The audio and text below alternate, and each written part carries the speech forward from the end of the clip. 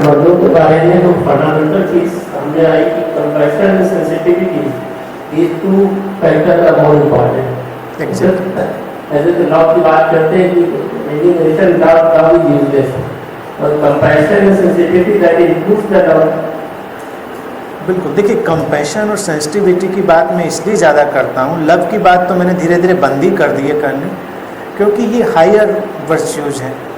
Compassion का मतलब आप कुछ और दूर तक देख पाने में सक्षम है और दूसरे का ख्याल कर पाने में सक्षम है। संवेदनशीलता उसकी बैकग्राउंड है, उसकी ग्राउंड है कि आप जब इतने सेंसिटिव होंगे तो प्रेम, आम तौर से जिस प्रेम को हम जानते हैं वो प्रेम सेल्फ सेंटर्ड है और वो सेल्फिश ही है, इसीलिए वो आता और जाता है। तुम मेरे काम आते हो, मैं तुम्हारे काम आता हूँ, तुम मेरे हिसाब से चलते हो, मैं तुम्हारे हिसाब से चलता हूँ, तो प्रेम है। तुम वैसे नहीं जैसा मैं चाहता था, सब प्रेम खत्म। चाहे वो हस्बैंड वाइफ का हो, माँ बाप बच्चों का हो, किसी का भी हो, सब प्रेम स्विच ऑन ऑफ होने की तरह ख़त्म हो जाती है। तुमने वो नहीं किया जो मैं चाहता था, तुमने मेरी आशाओं पे पानी फेर दिया, तुमने मुझे निराश कर दिया, मैंने तो ऐसा नहीं सोचा था, ख़त्म।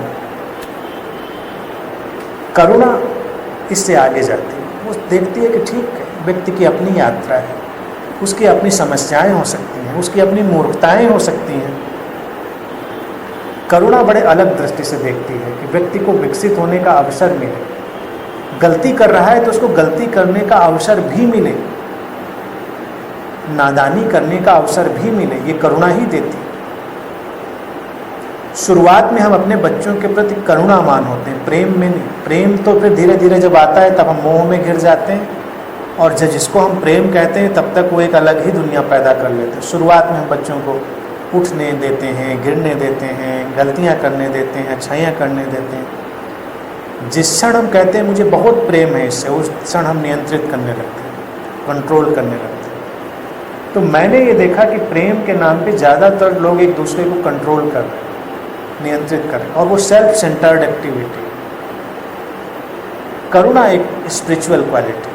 करुणा की बात यह है कि अगर तुम मुझसे संबंधित नहीं भी हो तब भी मैं तुम्हारे कल्याण की कामना करता हूँ, और मैं यही चाहूँगा कि वो कल्याण बना रहे। लेकिन आप देखिए, जब प्रेम संबंध खत्म होते हैं तो एक दूसरे की जान लेने पे ही लोग आमादा होते हैं, कल्याण की कामना तो बड़ी दूर की बात है, नुकसान पहुंचाने पे आमादा होते हैं। अभी जिस व्यक्ति से हम प्रेम कर रहे थे और हमारा स्वार्थ, हमारे हित, हमारा अहंकार सब टूटा उससे, तो हमारी पहली कोशिश कैसे उसको नुकसान करें,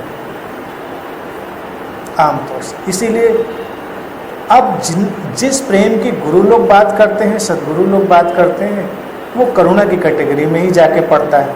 तो मुझे लगता है कि प्रेम की बात ही क्यों करनी, कि करुणा की ही बात सीधे करें, क्योंकि वो जिस प्रेम की बात कर रहे होते हैं वो एक्चुअल में करुणा की ही बात कर रहे हैं, लार्जर देन लाइफ। और हम जब प्रेम शब्द सुनते हैं तो हमको वही समझ में आता है, प्रेम वो एक selfish activity that is not needed at all.